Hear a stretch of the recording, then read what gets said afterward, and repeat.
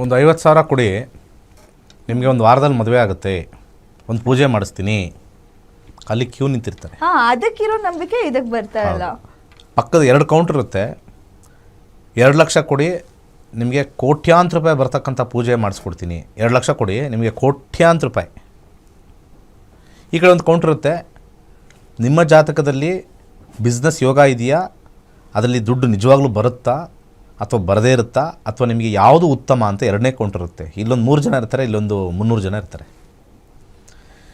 ಇನ್ನೊಂದು ಕೌಂಟರ್ ಇರುತ್ತೆ, ನಿಮಗೆ ಅದೃಷ್ಟ ಬರ್ಸೋದು ಹೇಗೆ, ನೀವು ಈ ಥರ ರಾಶಿಯಲ್ಲಿ ಇಂಥ ಅದೃಷ್ಟ ಅಂತ ಹೇಳ್ತಾರೆ. ಜಾಸ್ತಿ ಜನ ಈ ರಾಶಿ, ಈ 3 ರಾಶಿಗೆ ಅದೃಷ್ಟ, ಈ ಕನ್ಯಾ ರಾಶಿಗೆ ಈ ಥರ, ಸಿಂಹ ರಾಶಿಗೆ ಈ ಥರ, ಇದನ್ನು ಫಾಲೋ ಮಾಡೋರೇ ಜಾಸ್ತಿ.